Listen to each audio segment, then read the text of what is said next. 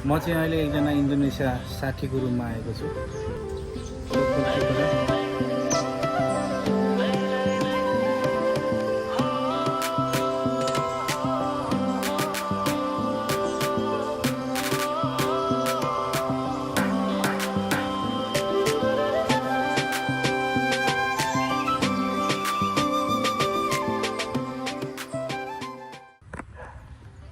म चाहिँ अहिले एकजना इन्डोनेसिया साथीको रुममा आएको छु।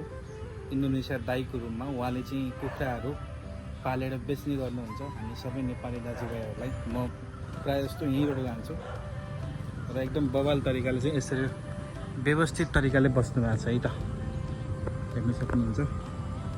ठ्याक्कै गाउँघर जस्तो।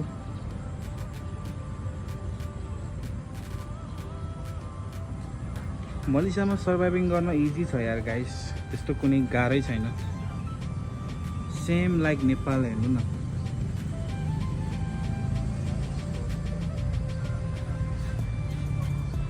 म चाहिँ किन आएको भन्दाखेरि अस्तिको मेरो बाँकी थियो पैसा।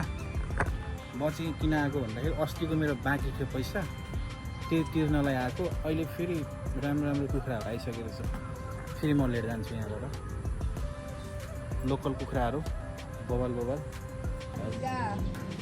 Dan baki 2. Oh, oke. Jadi kita orang order lagi lah. Nanti biasanya ada orang bagi kecil. Jadi kita banyak makan-makan.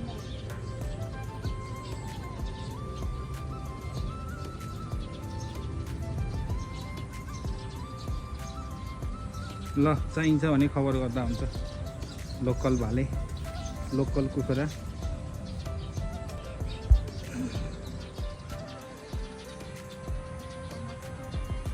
Ada berapa? Oh.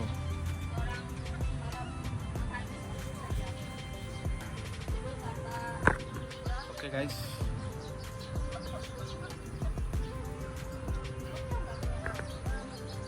Tapa boleh tapa sama. हाम्रो एकजना इन्डोनेसिया दाइको घरमा चाहिँ आएको छु म चाहिँ।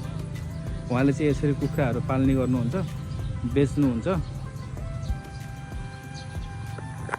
प्रायः जस्तो म यहीँबाट लान्छु, राम्रो पनि हुन्छ। एकदम बवाल तरिकाले बस्नु भएको छ यहाँनिर चाहिँ, व्यवस्थित तरिकाले।